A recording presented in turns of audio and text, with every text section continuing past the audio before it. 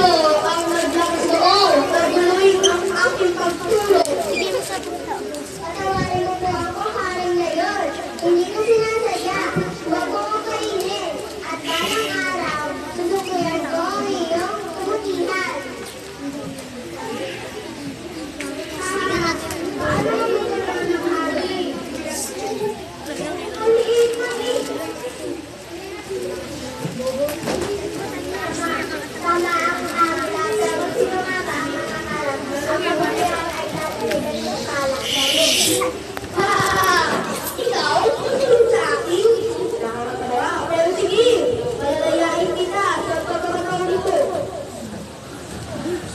Makalipas ang ilang araw, nahuli ang leon sa isang bital na ginawa ng mga aso, umuuhon, ito at natatanggap makawala.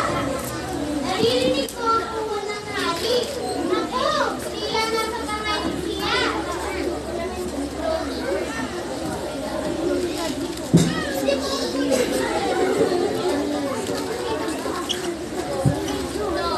Wala tayong magagawa. Sino ang makapagpalaya sa kanya mula sa bitak?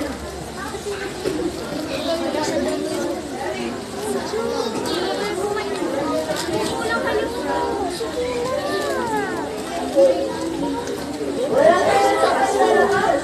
Ngunit ano iyon? Ang dagat.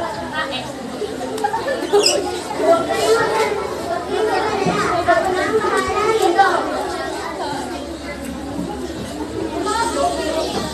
Kaibigan, kriminal, malapit na.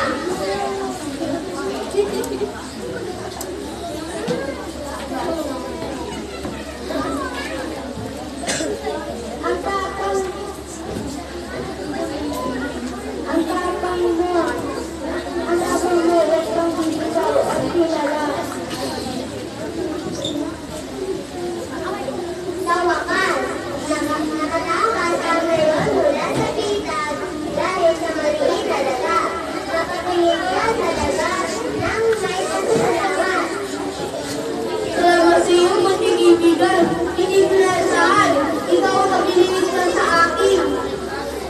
Wala kang mangyari ngayon. Ngayon, alam na natin ang kabutihan lalo matalim ay lagi may bunga.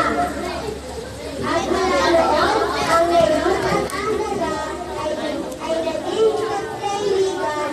Pinatutunayan na kahit ang sinugalis ay may halaga sa mundo.